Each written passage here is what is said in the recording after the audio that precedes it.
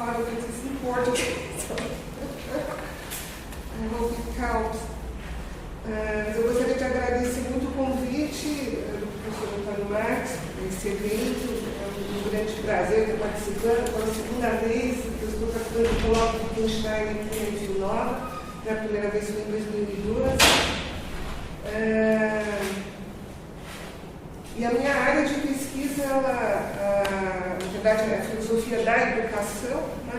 Eu tenho investigado de uma perspectiva wittgensteiniana como se dá a formação de conceitos no contexto escolar, como se dá a transmissão de sentidos, né, entre professor e aluno, ou seja, como o que faz sentido para o professor passa a fazer sentido para o aluno, né, enfim, como o aluno vai sendo introduzido em novos jogos de linguagem, né, uma terminologia já wittgensteiniana. Então, daí o meu interesse nesse tema que eu vou apresentar hoje, essa comunicação de hoje, de como se dá a compreensão de outras culturas, né? Então, esse desafio de compreensão de outras culturas, ele tem uma certa semelhança de família com esses desafios do professor em sala de aula, né? Então, a questão de fundo da minha apresentação é sobre a possibilidade ou impossibilidade de compreensão de culturas muito diferentes da nossa, né? Em particular a compreensão do que consideramos o seu comportamento moral, né? Essas regras morais que são seguidas em outras culturas muito distantes. Vou pedir licença para pegar meu óculos de perto. Estou olhando para vocês de longe, mas de perto eu não vou conseguir ler. Preciso compreender o que eu escrevi também.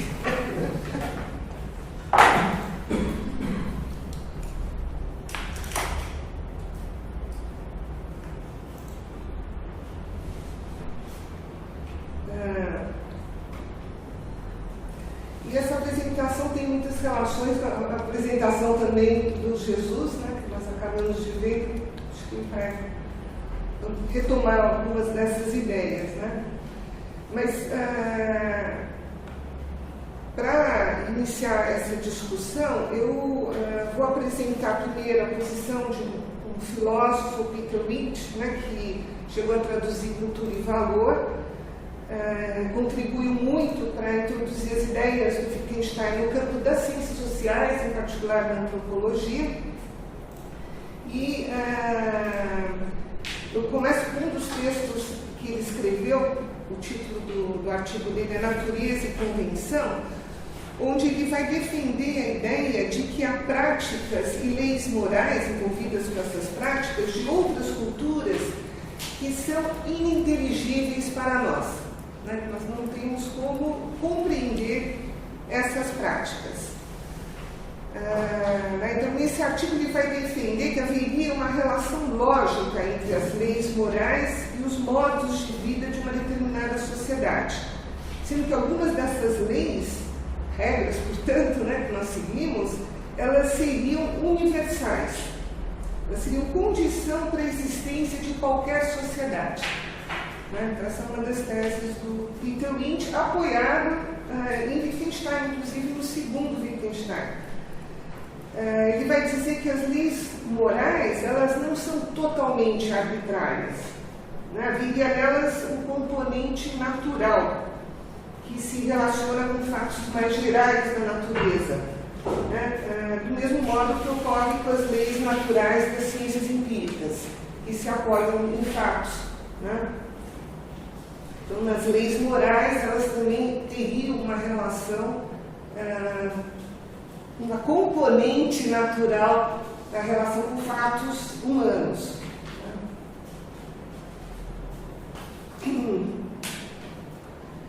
E quando ele diz isso, ele está se contrapondo à posição de outros filósofos, como, por exemplo, o filósofo da ciência, o Karl Popper, que já dizia, né, que as normas do comportamento humano, elas são decisões, né, são decisões tomadas de modo prescritivo distintas das leis naturais que envolvem observação, experimentação, atividades específicas das ciências naturais. Né? Então, ele se opõe a isso para dizer que a decisão moral só poderia ser tomada dentro de uma determinada situação pertencente a um modo de vida, né? E, portanto, a decisão em si ela não seria um conceito fundamental da moral, na medida em que a decisão já pressupõe um modo de pensar e agir de uma determinada sociedade. Né? E, para ser uma decisão, ela deve ser inteligível, caso contrário, não caberia falar em decisão. A gente não poderia entender essas práticas muito diferentes das nossas, né? Porque nós precisaríamos antes conhecer os modos de pensar e agir de uma determinada sociedade. Então eu escolhi algumas passagens do Lynch, desse texto, né?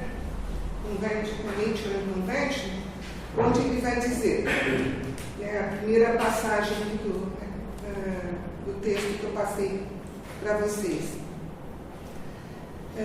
Consider, for instance, the practice of child sacrifice in pre-Abrahamic Hebrew society. This is a practice which, in terms of our own way of living and the moral ideas that go along with it, is just unintelligible. To try to understand it is to try to understand something of what life and thought must have been like in that society. What I want to emphasize here is that the main problem about this is one of understanding what was involved, not just one of taking up an attitude. For without understanding, we should not know what we were taking up an attitude to.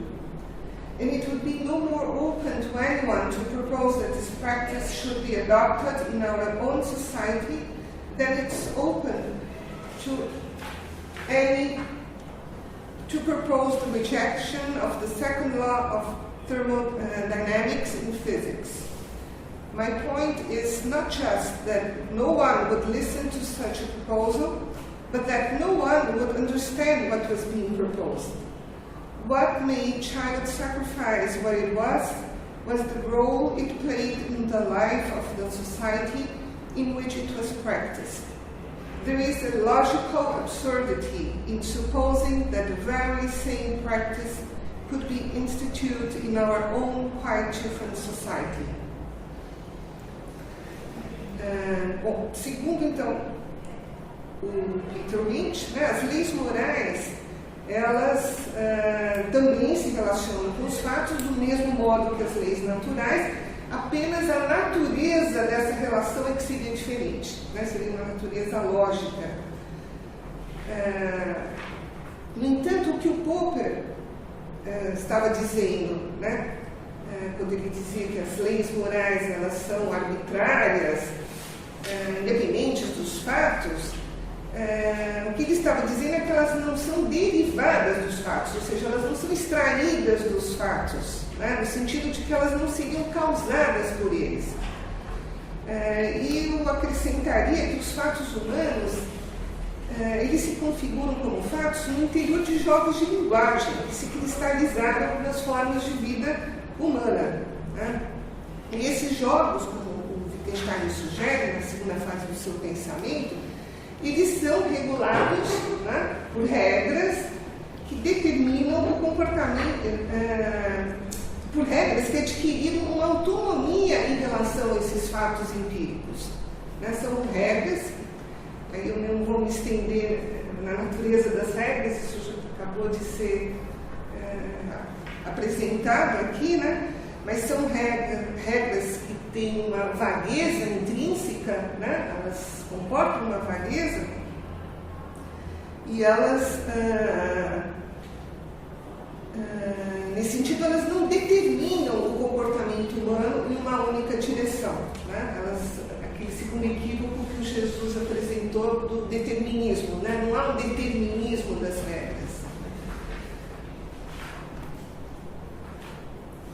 quer dizer, o que eu acrescentaria, talvez, essa apresentação do Jesus agora no início, é que elas delimitam um campo de significações do que faz sentido e do que não faz sentido dizer e agir. Né? Então, como saber qual é a regra que está sendo seguida por um indivíduo em uma determinada comunidade, né, no caso de uma cultura muito diferente da nossa, a terapia do Wittgenstein ela nos mostra que há casos em que a própria pessoa não sabe dizer qual é a regra que ela está seguindo. Né? Como também há casos em que as regras, como já foi dito pelo Jesus agora, né, elas são formuladas ao longo do jogo. Então essas regras elas não são fixas como num cálculo matemático. Do mesmo modo, as leis morais, né, que de certa forma são regras que nós seguimos, elas também não são explicadas pelos fatos. Né? Eu vou defender a ideia de que, pelo contrário, essas práticas ritualísticas que o Wundt diz que são ininteligíveis, né? Que expressam a moral de um povo, essas práticas elas são apenas um modo de organizar o mundo entre outros modos possíveis. Né? Não seria o caso de tentar explicar essas práticas. Pelo contrário, essas práticas, esses rituais, são condição para que nós possamos atribuir sentido a como esses povos pensam ou como eles agem. Não sei se ficou claro o meu argumento. Eu estou definindo o contrário do que o Wundt está dizendo. Né? Ele diz que para esses rituais serem inteligíveis, nós precisaríamos entender antes como esses povos agem e pensam. Eu vou defender o contrário a partir de algumas passagens do Ramo de Ouro do Fraser, né, que pelo contrário são esses rituais, esse modo de organizar o mundo, né, desses povos, que são a condição para se compreender como eles pensam e eles agem.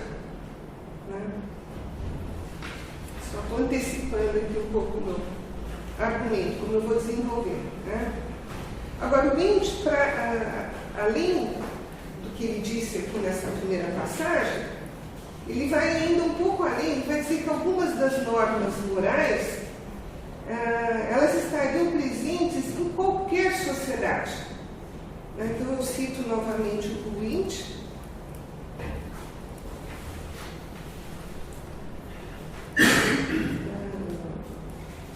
Quando ele diz aqui, na segunda passagem, I shall argue that although there may be and are human societies which are not and do not contain scientific communities, there could not be a human society which was not also, in some sense, a moral community. In trying to show this, I shall also try to indicate more specifically certain moral conceptions which, in one form or another, must be recognized in any human society. E em seguida ele vai dar o exemplo da seguinte norma, né, de que se deve dizer a verdade, que seria comum a todas as sociedades. Né? Segundo ele, essa norma ela não se reduz a uma mera convenção, mas ela seria uma condição moral para a comunicação e para a possibilidade de existência de qualquer sociedade. Ele vai dizer que não haveria como distinguir o verdadeiro do falso se dizer a verdade não fosse considerado uma norma. Né? Que a própria possibilidade de distinguir o que é verdadeiro, o que é correto do incorreto, do falso, se nós não seguíssemos a norma de que se deve dizer a verdade. Então, cito novamente o Wundt. Ele vai dizer, one can say that the notion of a society in which there is a language in which truth-telling is not regarded as the norm is a self-contradictory one. Ou seja, essa norma para ele antecederia qualquer possibilidade de conhecimento e de sua transmissão. Não fosse assim, diz ele, a contradição seria a palavra de ordem e nada faria sentido.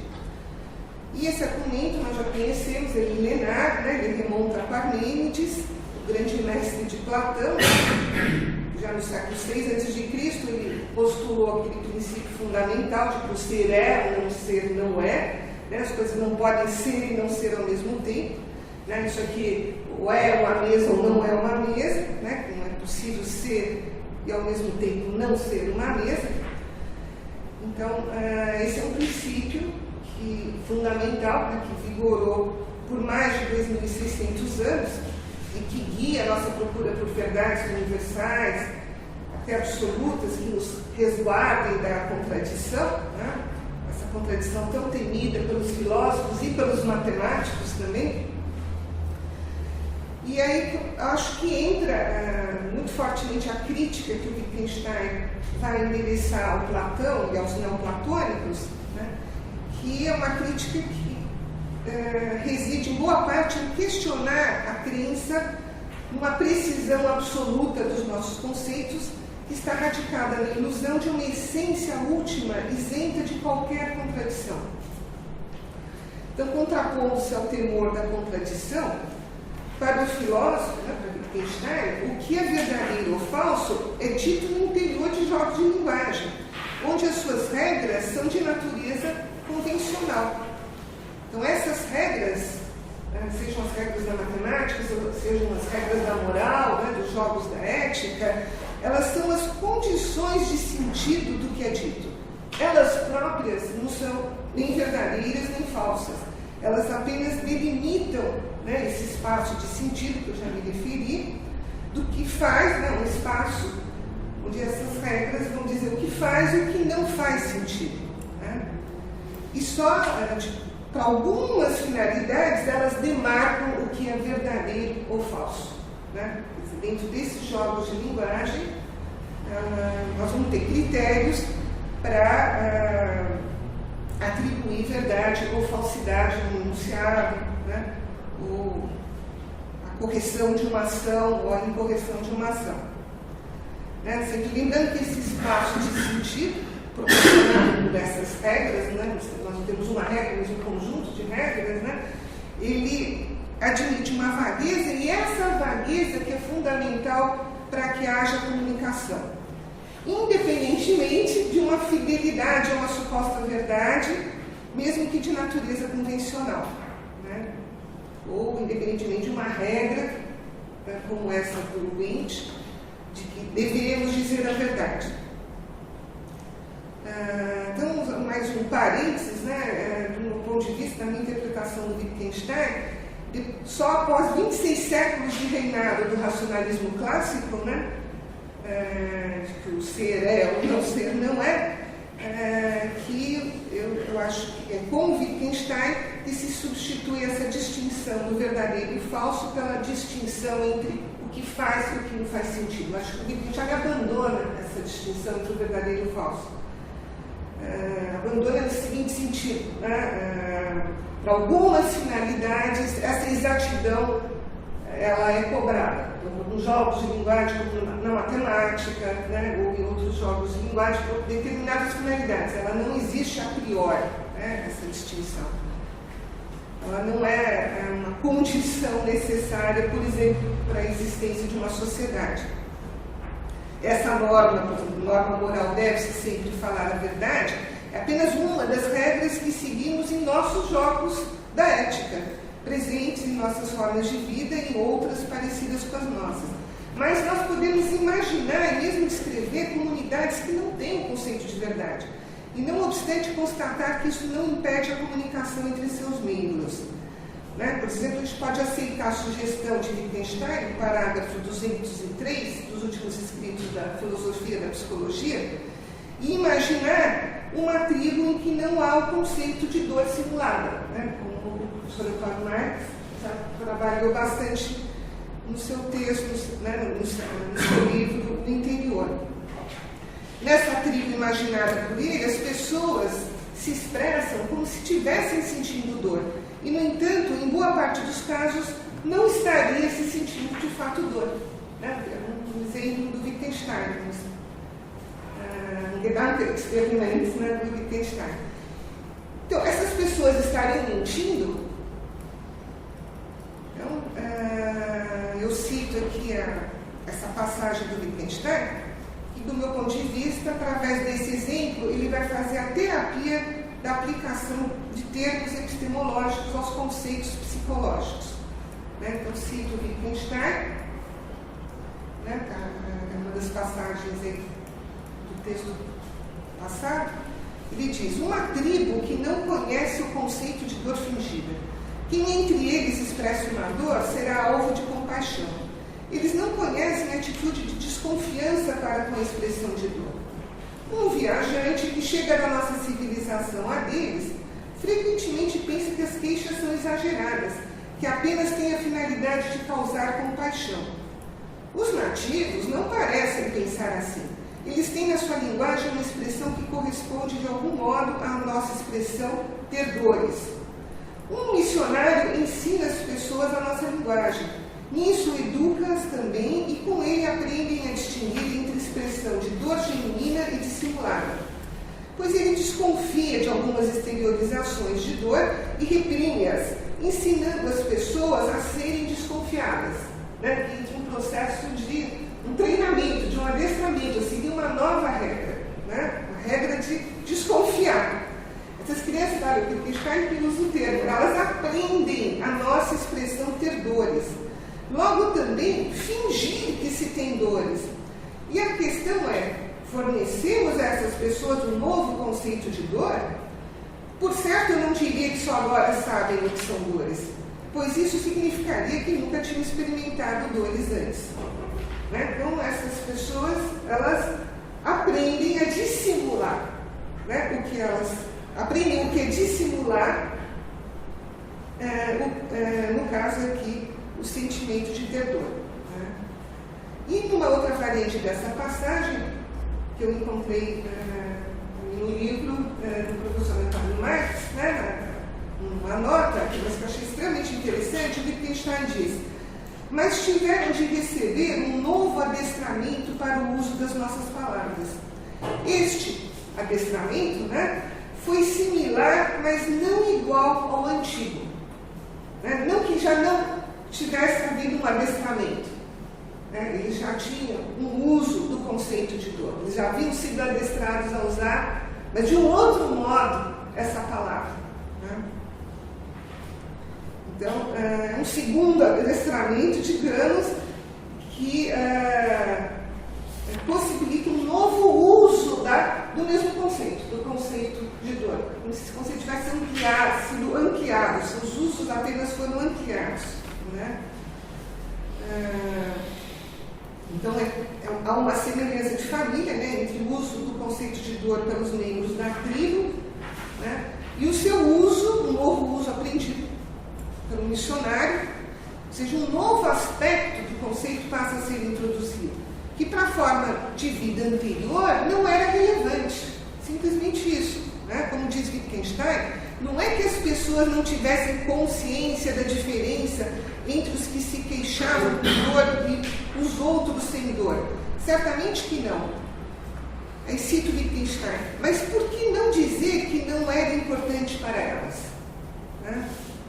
Isso está no parágrafo 205 dos últimos escritos sobre a psicologia. Então, essa distinção, ela não tinha um uso naquela forma de vida. Daí que não havia sido forjada por eles. O que não impede que possa aprender um novo uso que foi introduzido pelo missionário através de um adestramento. Tornar-se, nos termos do Jesus, um novo costume, digamos, foi introduzido um novo costume. Nesse sentido, trata-se de uma nova convenção em muitos aspectos relacionados com o anterior, mas não de um comportamento natural. Essa nova norma que é introduzida, não se deve dissimular, por exemplo, ela não está relacionada com um comportamento que seja natural. Então, seguindo essa trilha do Wittgenstein, poderíamos também imaginar uma situação análoga, apenas substituindo o conceito de dissimulação pelo conceito de verdade, a saber, supor que existisse uma tribo que não tivesse esse conceito, o conceito de verdade. Ou seja, não faria nem sentido nessa tribo ter como máxima moral o preceito de se dizer apenas a verdade. Para esta forma de vida, não é relevante se está se dizendo a verdade ou se está mentindo, não se coloca isso em questão. Né? Apenas se age e se diz, sem se colocar em questão se está se dizendo a verdade ou não. Né?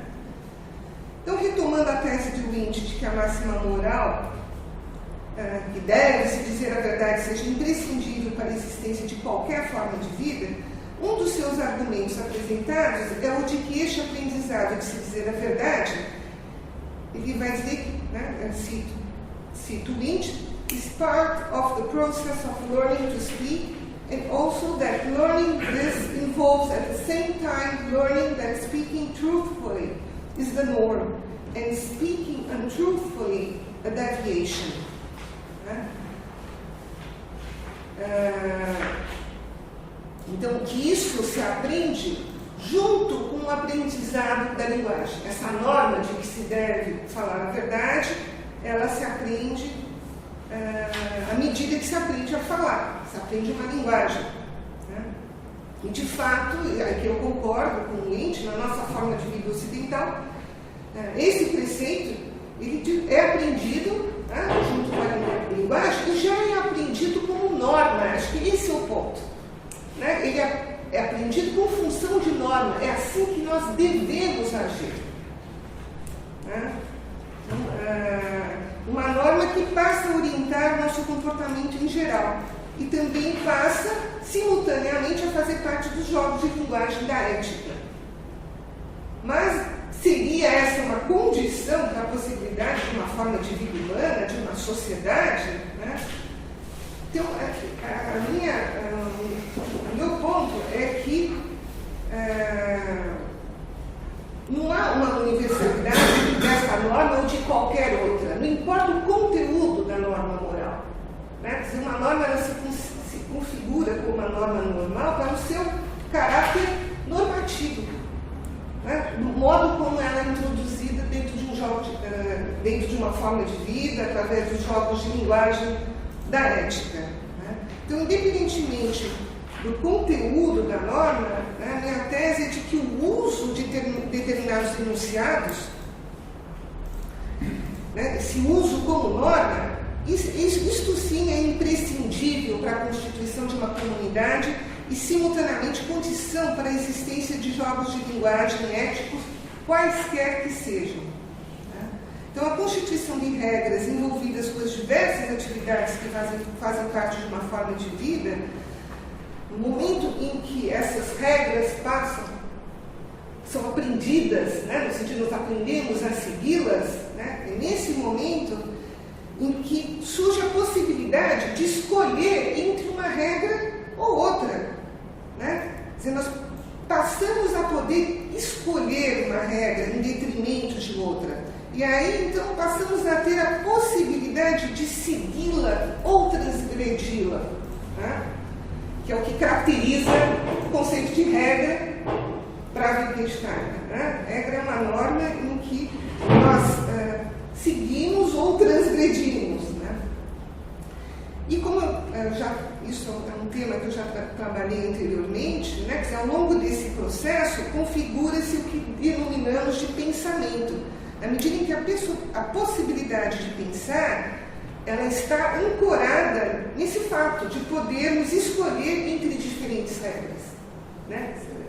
O pensamento se dá nessa possibilidade, a possibilidade de escolha. Então, nesse sentido, sim, até a própria possibilidade de pensamento está ancorada em jogos de linguagem da ética, né? Entendida desse modo, em jogos onde surge essa possibilidade de escolha. Quer dizer, nós aprendemos a transitar não só no interior de um determinado jogo de linguagem, como também entre diferentes jogos de linguagem, seguindo diferentes regras. Né? Então, o próprio pensamento ele é antecedido por esse componente ético, a saber, quando se mostra na ação a vontade de se seguir uma ou outra regra, para além de um comportamento instintivo ou mecânico. Então, eu penso que é nesse sentido que podemos falar de jogos de linguagem da ética, né? Na medida em que surge a possibilidade de escolha, independentemente de supostos conteúdos das leis morais que passamos a seguir. Né? Essa lei, por exemplo, podia ter sido outro exemplo, né, de que se deve dizer à vontade apenas um dos conteúdos possíveis e que é aprendido, como também aprendemos a dissimular ou a mentir. Inclusive, né, como, retomando mais uma vez esse livro do professor Antônio Marques, né, do Interior, Linguagem, Mente e Wittgenstein, ter aprendido a dissimular é uma condição para que possamos falar de um mundo interior, não no sentido, né, de um interior metafísico, em que haveria entidades descritíveis por um eu observador, né, no sentido psicológico, mentalista, né, mas no interior como uma nova regra que também foi aprendida, em que o conceito de dissimulação desempenha um papel crucial. Né, quer dizer, com esse conceito estabelece-se uma simetria entre a primeira e a terceira pessoa, né, e passamos a dizer a frase, né, eu cito Wittgenstein nos últimos escritos sobre a psicologia, né, que o interior está oculto ao outro. Tem mais uma regra que nós aprendemos, né, que o interior está oculto ao outro. Né, a gente aprende a regra de que só temos acesso à expressão do outro e não da sua própria vivência, havendo, portanto, sempre a possibilidade desse outro estar dissimulando, embora haja casos em que não temos dúvida da autenticidade, né, dessa expressão. Mas sempre há essa possibilidade do outro estar dissimulando. Né? E o Wittgenstein ele observa que se existisse um povo que sempre dissimulasse, esse conceito seria tão inócuo quanto o conceito de autenticidade. Poderíamos imaginar um povo que agisse sempre de forma transparente, onde não há dissimulação. Né? Até o Wittgenstein pede para que a gente imagine o encontro de um humano que não tivesse alma. E aí ele se pergunta, né? How would a woman body have to act so that one would not be inclined to speak of inner and outer human states? Again and again, I think, like a machine. Uma pessoa que não tivesse o interior, qual a imagem que nós temos de uma pessoa? Que ela age como uma máquina. Né? Então, nesse caso, não caberia falar em um mundo interior. Uma comunidade onde as pessoas fossem totalmente transparentes, né? Qualquer assimetria entre a primeira e a terceira pessoa, né? Isso seria algo muito próximo da criança que ainda está aprendendo a falar, substituindo suas reações naturais apenas por sons articulados. Então,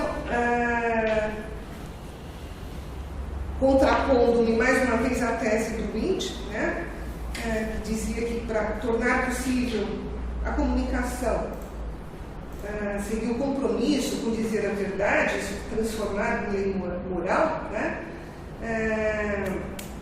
eu diria que isso é apenas mais uma das regras normativas que estabelecem os limites do sentido, né, e que a qualquer momento podem ser transgredidas ou mesmo modificadas, e que se o que nos torna humanos e não máquinas é exatamente essa existência, né, um dos critérios, não é exatamente, né, um dos critérios é a existência de um mundo interior, então esse mundo interior só é possível na medida em que há a possibilidade de dissimulação é aprendida.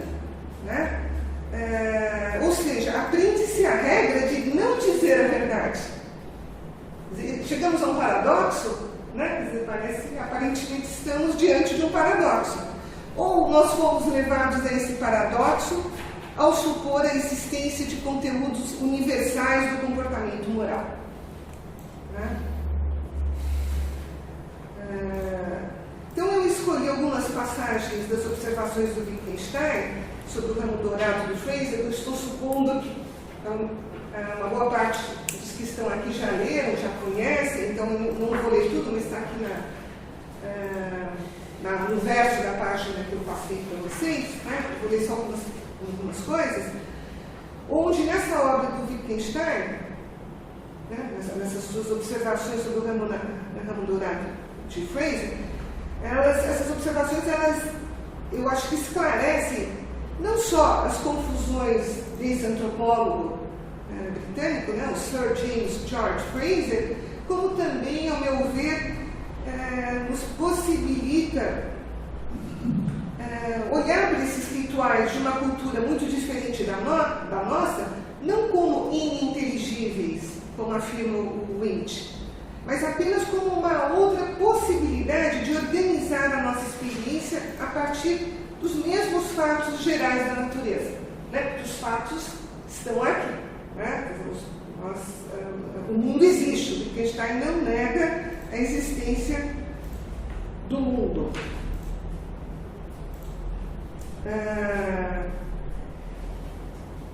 O que ele vai dizer nessas observações, a crítica que ele vai fazer às análises do Fraser, como acho que todo mundo aqui já sabe, né? Principalmente quando Fraser afirma que a magia seria essencialmente uma física falsa ou uma medicina falsa, que esses povos, ele interpreta os rituais desses outros povos como hipóteses primitivas de como o mundo é, como se a sua própria cultura, do Fraser, a cultura ocidental, estivesse em um estágio bem mais avançado em relação a elas.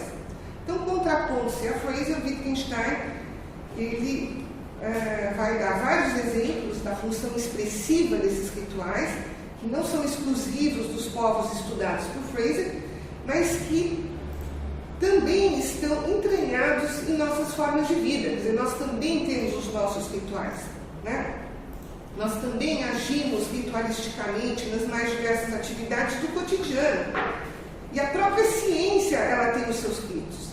Então, essa função expressiva ou gramatical, como o Wittgenstein vai dizer mais tarde, ela não se confunde com os nossos enunciados hipotéticos explicativos. Essa é uma distinção que eu acho que é crucial na obra do Wittgenstein e que eu vejo que não é suficientemente contemplada, né, nos estudos da sua obra.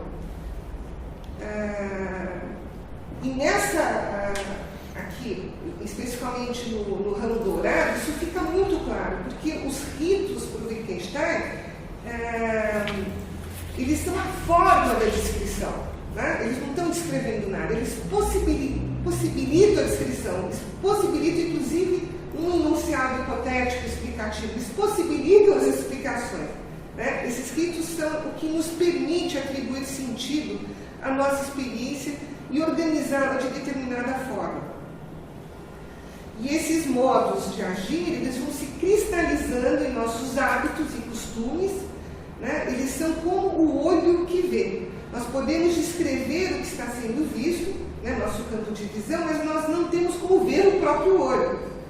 Né? Seriam esses rituais. E a perspectiva pela qual vemos os fatos do mundo, elas nos parece tão natural que não a colocamos em questão.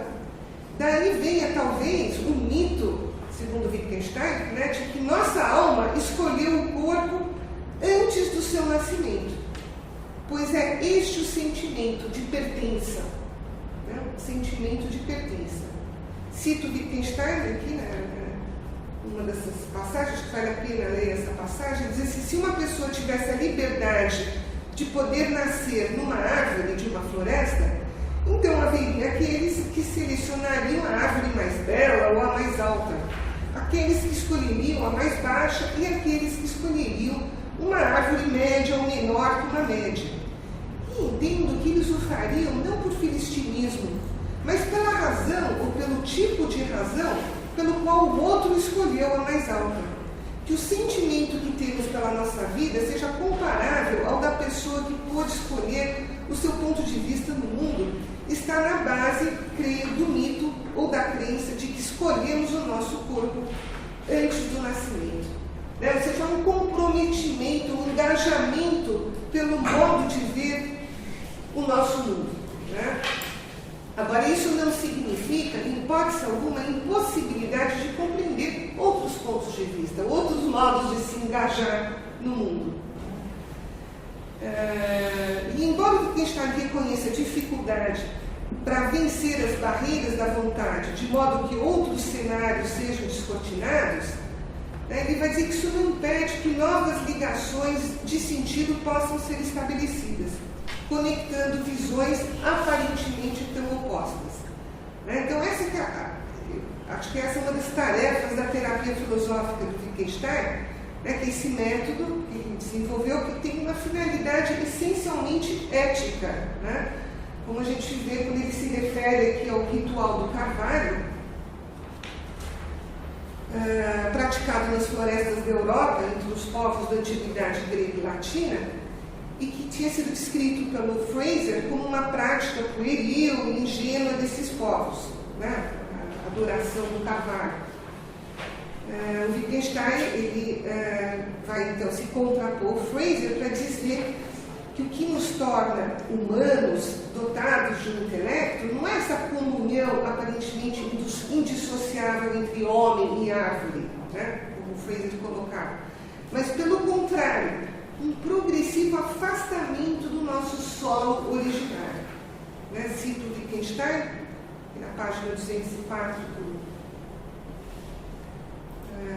das observações sobre o ramo dourado do Fraser, ele diz: poder-se-ia dizer que não foi a sua união entre o carvalho e o homem o que deu motivo a esse rito, senão talvez a sua separação, se não em certo sentido, a sua separação, pois o despertar do intelecto ocorreria com a separação do solo originário, do fundamento originário da vida de si, o surgimento da escolha. Então, quer dizer, essa veneração do carvalho é um momento em que se desloca do carvalho, em que surge a possibilidade da escolha. Quer dizer, esse afastamento ele é anterior a uma explicação dos fatos. Ele não se trata de uma atitude hipotética pré-científica perante os fatos, que ainda seria incipiente, supersticiosa, como acreditava Fraser. Quando, por exemplo, Fraser, eu cito aqui outra passagem do Wittgenstein, que ele se remete ao Fraser, quando Fraser dizia that these observances are dictated by fear of the ghost of the slain seems certain. Que essas observâncias sejam ditadas pelo medo do fantasma do assassinado parece certo, uma reação de medo, simplesmente. E aí Wittgenstein continua: mas então por que usa Fraser a palavra ghost, fantasma? Ele compreende, portanto, muito bem essa superstição, já que ele nos explica o que ela é com uma palavra supersticiosa e familiar para ele. Ghost, fantasma, também é uma palavra supersticiosa nas nossas formas de vida. Ou antes, ele teria que poder ver que também fala em nós algo em favor do modo de agir dos selvagens. Aqui já está surgindo um elo, uma ligação com aquele modo de agir e de pensar do que o Fraser descreve dos selvagens, entre aspas. Quando eu, que não creio que haja em qualquer parte seres humanos sobre-humanos que possam ser chamados de deuses, quando digo temo a vingança dos deuses, isso mostra que eu posso querer dizer algo com isso, ou posso dar expressão a um sentimento que não será necessariamente ligado àquela crença. Eu creio que o empreendimento de uma explicação já é falho, porque só se tem que organizar corretamente o que se sabe e nada acrescentar. E vem por si mesma a satisfação a que se aspira pela explicação. Basta organizar, apresentar como esses fatos foram organizados. Isso por si já satisfaz. E a explicação não é aqui de nenhum modo o que satisfaz. Quando Fraser tentar explicar isso, não vai ser o que vai satisfazer, tentar explicar essa organização. Quando Fraser começa a nos relatar a história do rei do bosque de Nemi, ele o faz num tom que mostra que ele sente e nos quer fazer sentir que aqui ocorre algo de estranho e temível. Mas a pergunta, por que isso ocorre, só pode ser respondida, na verdade, porque isso é temível. Isto é, o mesmo que se nos apresenta nesse acontecimento como temível, grandioso, horripilante, trágico, etc., não menos que trivial e insignificante, isso gerou esse acontecimento. Né? Então, essas tentativas de explicação, a procura de universais no comportamento humano, apenas revelam projeções dos nossos próprios sentimentos e comportamentos sobre essas práticas que foram descritas pelo Fraser. Né? Quer dizer, não tem outra explicação além. Né? Aqui, a pá entorta, como dirá Wittgenstein no conhecido parágrafo 217 das investigações filosóficas. Né? Chegamos à rochadura. É assim que agimos. Né? Tem mais uma passagem do Wittgenstein do ramo dourado, né? sobre observações sobre o ramo dourado, onde ele diz, né, que a sombra de uma pessoa que vemos como uma pessoa, ou a sua imagem no espelho, que chuva, trovoada, as fases da lua, a mudança das estações, a semelhança e a diferença dos animais entre si com as pessoas, as manifestações da morte, o nascimento e a vida sexual, ou seja, todos esses fatos naturais, né? Esses fatos gerais, bem gerais da natureza, tudo isso, em suma, tudo que as pessoas todos os anos percebem ao redor de si e ligam de múltiplas maneiras entre si, é compreensível que se apresentem, que joguem um papel no seu pensamento, na sua filosofia e nos seus costumes. Ou é de fato isso o que nós realmente sabemos e é interessante. Como poderia o fogo ou a semelhança do fogo com o sol deixar de causar uma impressão no espírito desperto do homem? Mas não talvez porque ele não consegue explicar a tola superstição do nosso tempo, pois isso tornar-se-ia menos impressionante por meio de uma explicação. Explicando vai deixar, né, essa nossa impressão do fogo menos impactante, menos impressionante. Então eu concluo que, assim, se quisermos extrair uma universalidade no comportamento humano, ela se encontra em nossas práticas rituais, né? Nesse nosso comportamento ritualístico. Embora diferentes entre si, nós organizamos esses fatos gerais da natureza de formas muito diferentes.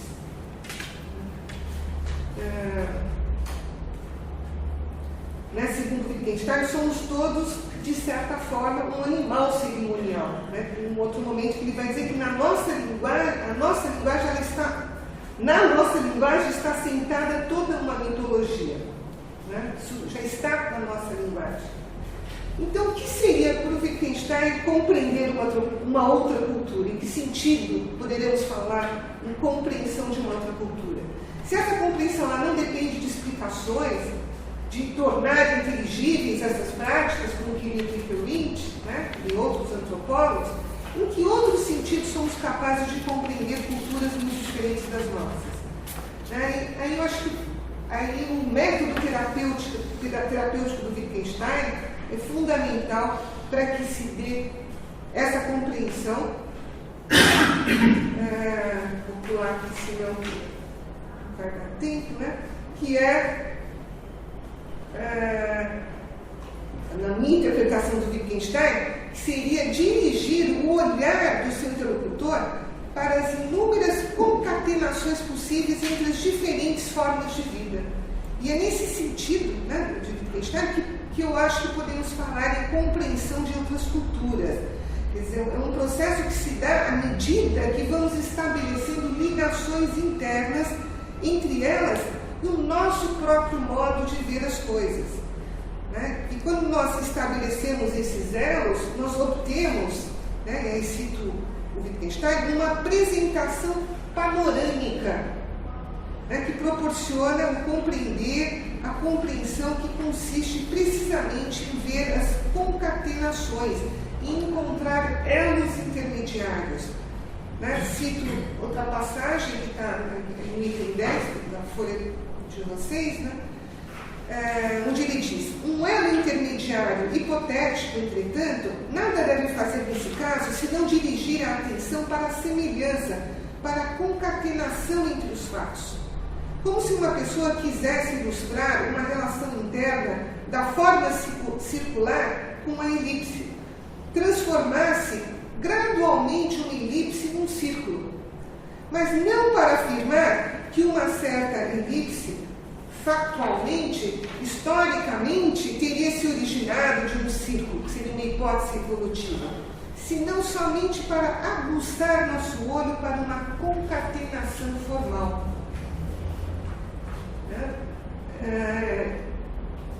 Então, a partir dessa passagem do Wittgenstein, eu entendo que, do mesmo modo que, através desse procedimento geométrico, podemos ver relações internas, não evolutivas, relações internas entre o círculo e a elipse, as palavras que o Frazer usa, fantasma, sombra e outras que tais, elas vão ser o elo intermediário entre nós e a forma de ver essas comunidades descritas por ele.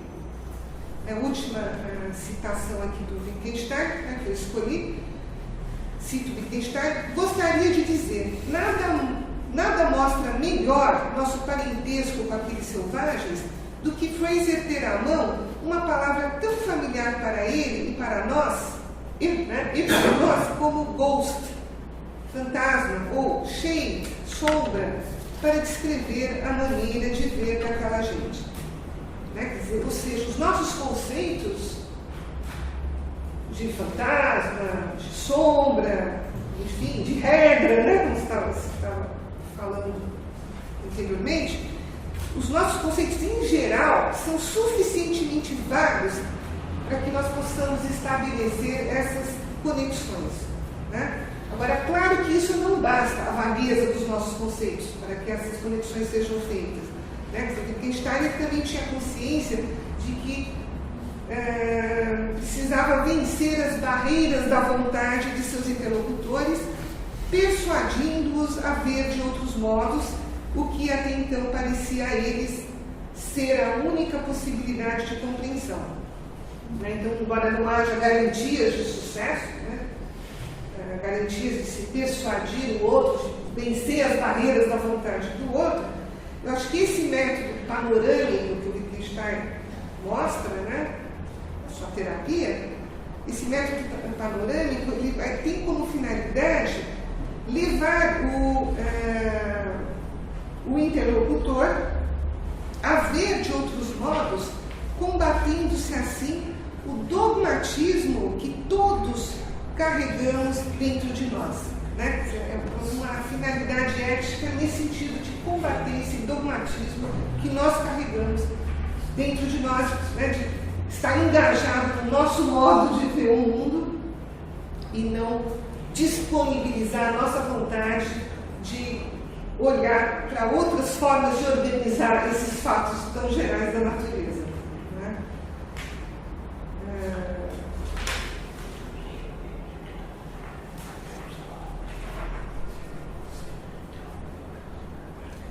Bom, aqui já para... Troquei de lado. Então, agora realmente finalizando, para retomar aqueles apontamentos iniciais do Wintz, sobre a prática de sacrifício de crianças na sociedade hebraica pré-abraâmica, em que ele afirmava que o problema central seria a compreensão do que estaria envolvido nessas práticas, pois sem essa compreensão não saberíamos qual atitude tomar diante desses fatos, como julgar esses fatos. Eu concluo que não é a razão que antecede esse julgamento. Pelo contrário, dessa perspectiva wittgensteiniana, que eu apresentei agora, são os rituais que antecedem o que faz sentido e o que não faz sentido. Tem algo anterior a isso. E obviamente que na nossa cultura nós não adotaríamos essa prática de sacrifício das crianças e que a consideraríamos absurda, como afirma Wintz. Mas não porque seriam ininteligíveis para nós. Tanto é que nós reagimos com horror e assombro. Essas práticas, elas ecoam em nós. Nós nos reconhecemos nelas. Nós projetamos nossos próprios sentimentos sobre esses fatos. A nossa atitude perante esses fatos é de horror. Então, a nossa linguagem abriga palavras como assassinato, culpa, alma, fantasma, etc., que permitem, sim, uma compreensão do que se passava há tantos anos atrás, né? Ou uma cultura muito diferente da nossa. Então, é através desses elos intermediários, do mesmo modo que a elipse vai se configurando um círculo, ou vice-versa, né? É que somos capazes de ver as conexões espirituais desses outros povos, aparentemente tão distantes dos nossos, com as nossas próprias práticas ritualísticas, que não são nem verdadeiras nem falsas, né? Não entra aí o conceito de verdade ou falsidade. Elas são apenas condições de sentido para as nossas ações no mundo empírico e para o que possamos a dizer sobre ele. E só para complementar essa outra afirmação do Lynch, nessa mesma passagem, né, de que não estaria em cogitação propor que esta prática do sacrifício infantil fosse adotada na nossa sociedade, do que seria cogitado a qualquer um propor a rejeição da segunda lei da termodinâmica da física, né, comparando esses dois campos, do meu ponto de vista, trata-se de uma falsa analogia. Né? O Lynch aqui está ignorando a oposição entre razão e causa, né, que é um dos alvos da aplicação da terapia do Wittgenstein. Né? Segundo Wittgenstein, a confusão se dá exatamente por não se distinguir relações causais das relações internas, né, das relações de sentido. E é esse que é o equívoco, do meu ponto de vista, que o Lynch comete ao colocar no mesmo plano a rejeição de práticas ritualísticas, comparando essa rejeição com a rejeição de uma lei natural. Uma lei é considerada científica exatamente por ser refutável. Caso contrário, seria um dogma como outro qualquer. Enquanto que os nossos rituais são as condições de sentido para a descrição e organização dos fatos do mundo, inclusive para formular a segunda lei da termodinâmica na física. Então, essa posição de Lynch, como de outros antropólogos, cientistas sociais também, mesmo partindo de Wittgenstein, eu acho que eles, embora citem Wittgenstein, eles ainda estão muito atrelados a uma visão clássica de ciência, né? Análogo ao modo que Fraser via a evolução dos povos, como tendo aquele ponto inicial dos selvagens, né, que vão evoluindo até chegar a nós, os civilizados. Então, eu acho que, se contrapondo essa visão, esse método terapêutico do Wittgenstein mostra que nós também temos esses rituais, temos os nossos rituais, né, ou seja, toda uma mitologia presente na nossa linguagem, que possibilita uma determinada compreensão do mundo e não vice-versa. Né? Daí que considerar a razão antecedendo qualquer julgamento moral, além de ser fonte de confusões, pode dificultar a compreensão de outras culturas que consideramos muito distantes das nossas. Então, eu acho que com isso, aquele paradoxo que eu levantei anteriormente é dissolvido, né? Essa lei moral que a gente havia postulado é uma afirmação de uma convenção que é aprendida tanto quanto aprendemos o comportamento da dissimulação. Ambas essas atitudes, dizer a verdade e dissimular, podem estar ausentes ou presentes em qualquer sociedade. Né?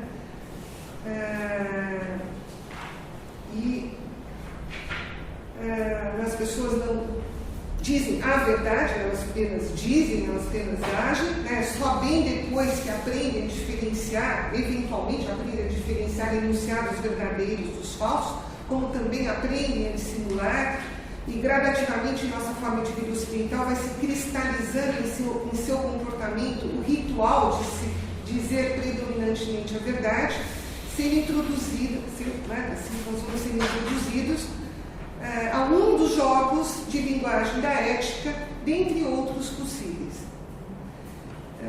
E essas reflexões de Wittgenstein me interessam, só realmente para finalizar, porque eu acho que elas levantam novas questões no campo da filosofia da educação. Elas propõem, né, essas reflexões de Wittgenstein propõe uma atitude ética que preserva o terapeuta do dogmatismo, né? E exerce constantemente também uma autoterapia, e para isso dispõe a sua vontade para deixar-se persuadir, né? E no campo educacional, essa questão se lhe coloca nos seguintes termos, né? De que modo o professor terapeuta, entre aspas, pode levar o aluno a uma atitude similar, a saber, como introduzir novas perspectivas e diferentes pontos de vista que venham a substituir as imagens que o aluno traz para dentro da escola, né? Seus ritos já cristalizados, de modo a persuadi-lo e não convencê-lo a mudar sua maneira de considerar determinadas situações. Quer dizer, como vencer as barreiras da vontade do aluno sem coagi-lo para tal. Como intervir na vontade do aluno e ter como resultado a admissão de novos pontos de vista e, acima de tudo, o respeito por outras culturas e modos de vida. Então, eu acho que é. Obrigada. Desculpe mais uma vez. Sorry once more for temos tempo uma ou duas perguntas também. Temos do coffee break, mas antes disso, uma ou duas questões. Posso colocar uma? Claro, já foi citado bastante. Se considerarmos que é importante precisamente no jogo de linguagem ético, se quisermos assim, na linguagem ética, eu gostaria de a questão de que lugar é que ocupa aí a censura, não é? A transgressão da norma, daquilo que nós podemos chamar de norma ética, implicará ou não aquilo que nós hoje estamos habituados a designar como censura, quer exercida pela própria pessoa, não é? Quer pela comunidade. Não sei se nas observações do Freire, se esse aspecto é, então, de uma forma ritualizada, ou se é manifestado numa ritualização qualquer. A própria censura. Sim. Parece que aqui realmente o que há é o temor, não é? O temor relativamente à vingança, o temor relativamente aos deuses, por exemplo, ao fantasma, ao fantasma. A culpa também, porque nessa passagem está mais em dúvida, não é? O medo. Sim. Parece que há aí uma espécie quase de substituição, fazia alguma conexão que possa existir entre, digamos, aquilo que é compreendido como ritualização, não é? Ao nível, enfim, no contexto das observações do Freire, e aquilo que nós hoje, digamos, utilizamos, designamos como momento como censura.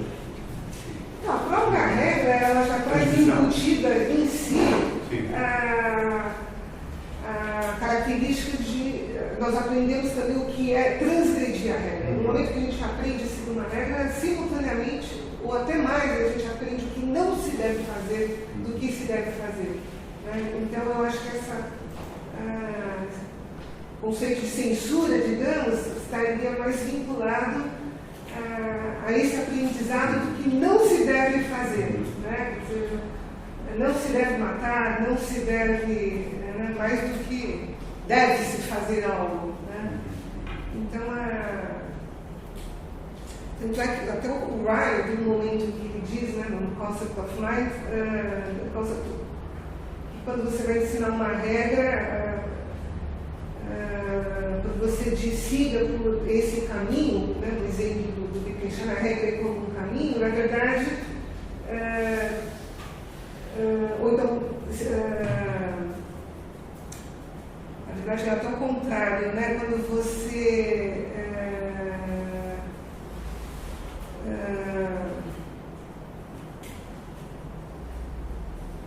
você diz siga por um determinado ou melhor, não, quando você diz para seguir um caminho dentro de um campo, né, esse campo ele, é o que acaba determinando esse campo em que a regra conta, né?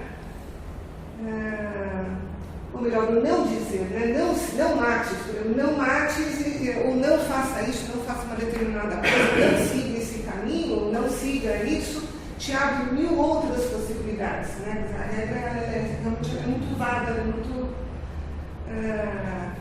na verdade, a gente aprende uma regra mais dizendo o que não se deve fazer, né? Do que o que se deve fazer. Então, eu não sei se na questão da censura, se a gente poderia pensar por aí, né? A relação dela com a regra, ela é constitutiva, digamos, da regra. Não sei se ficou claro.